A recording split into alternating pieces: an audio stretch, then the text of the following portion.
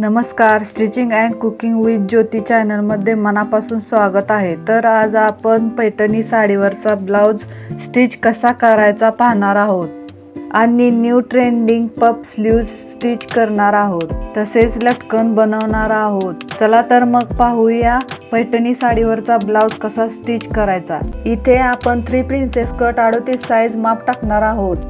इथे अस्तरचा फोल्ड करून कपडा घेतला आहे.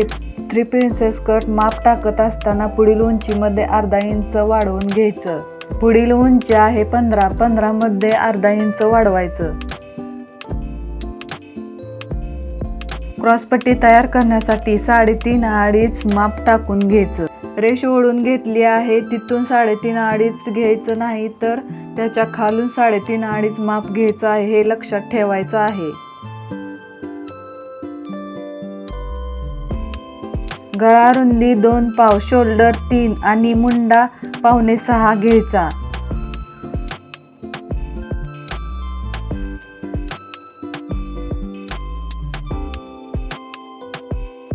बॉक्स तयार करून झाल्यानंतर छातीचा चौथा भाग टाकायचा आहे. मार्जिन टाकायचं आणि पुढे अर्धा इंच वाढवायचं. पुढे अर्धा इंच कशासाठी वाढवला आहे मी पुढे सांगणार आहे. तर इथे गळा घेतला आहे 6. इथे फक्त पुढील भाग तयार करत असल्यामुळे पुढील भागासाठी 1 इंचावर टिक करायची आणि मुंड्याचा आकार द्यायचा. त्यानंतर उभा टक्स घेतला आहे, आडवा टक्स घेतला आहे 4.25. उभी रेष ओढून घ्यायची, 1.5 इंचावर टिक करून घ्यायची. त्यानंतर कमरेचा चौथा भाग टाकायचा आणि मार्जिन 2 इंच, 1.5 इंच आपण कट करून टाकणार आहोत, त्यामुळे 1.5 इंच वाढवून घ्यायचं आणि प्रिन्सेस कटचा आकार द्यायचा. गोलाकार मध्ये आकार द्यायचा आहे. इथे क्रॉसपट्टीच्या वरती अर्धा इंच टिक करून घ्यायचे आहे, ते कट करून टाकायचं आहे, कारण मागील भाग जोडत असताना पुढील उंची आपण एक्स्ट्रा घेतल्यामुळे जास्त होते, त्यामुळे तिथे तो भाग कट करून टाकायचा.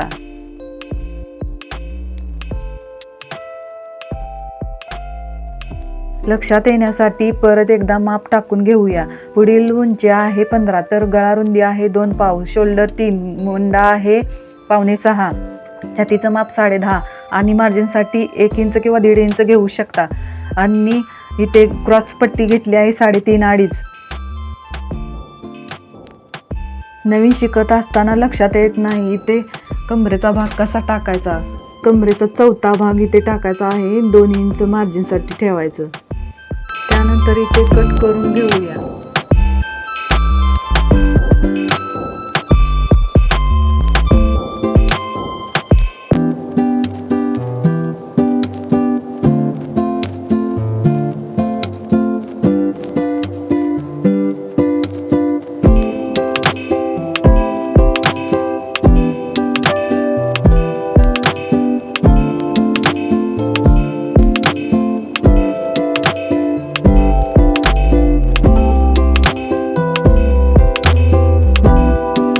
मागील उंची 15 घेतली तर शिवून 14 होती आणि गळा रुंदी 2 पाव, शोल्डर 3, मुंडा 5.25.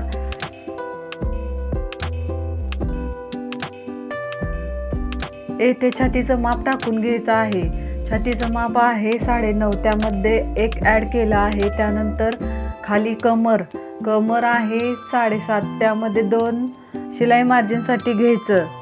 पाठीमागचा मुंडा टाकत असताना 1.5 इंचावर टिक करून मुंड्याचा आकार द्यायचा.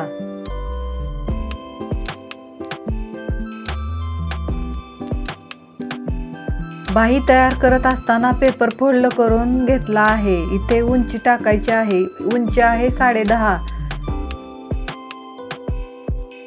बाही घडी टाकत असताना मुंडा मोजून घ्यायचा आहे. मुंडा आहे 8, त्यामध्ये 1 ॲड करायचा आहे 9. बाहीची घडी 9 टाकायची आहे.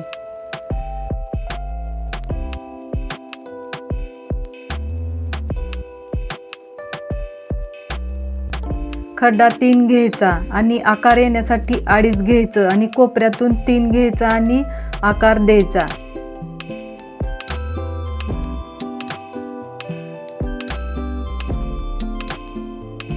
साधी बाही तयार करून झाली आहे. त्यानंतर इथे पफ बाही तयार करण्यासाठी 3 इंच टिक करून घ्यायची आणि बाहीच्या घडीचा निम्मा भाग घेऊन चौकोन करून आकार द्यायचा.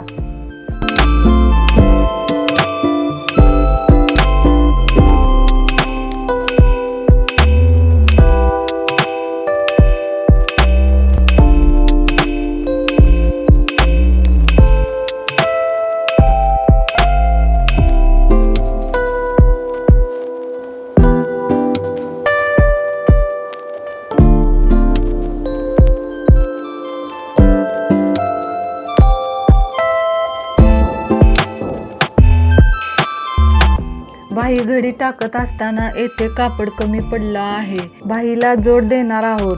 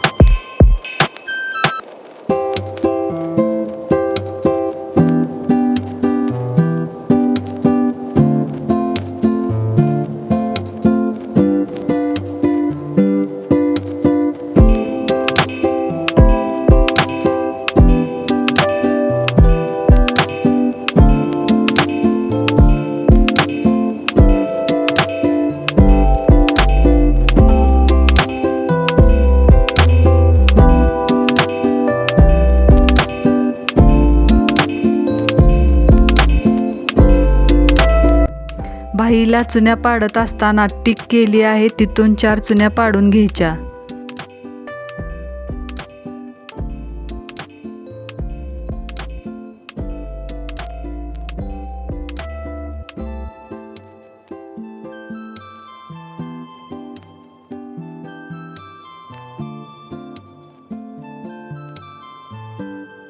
त्यानंतर मधोमध कट मारला आहे तिथून अर्धा इंच सोडून चुन्या पाडून घ्यायच्या. चुन्या पाडत असताना पहिल्यांदा पलीकडच्या साईडला चुन्या मारायच्या आहेत, त्यानंतर अलीकडच्या साईडला मारत आहेत त्या आपल्याकडच्या साईडला मारून घ्यायच्या आहेत.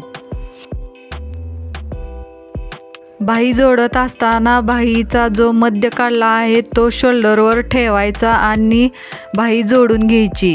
व्हिडिओ आवडल्यास लाईक, शेअर, सबस्क्राईब करा.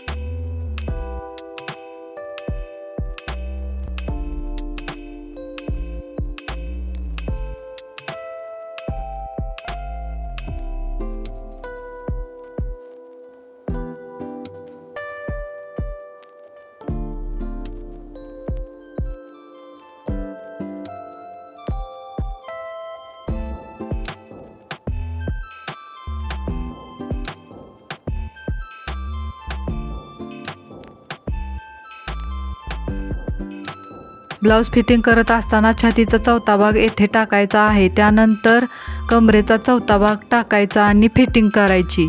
दंडगेर मोजून घ्यायचा आणि बाही फिटिंग करून घ्यायची.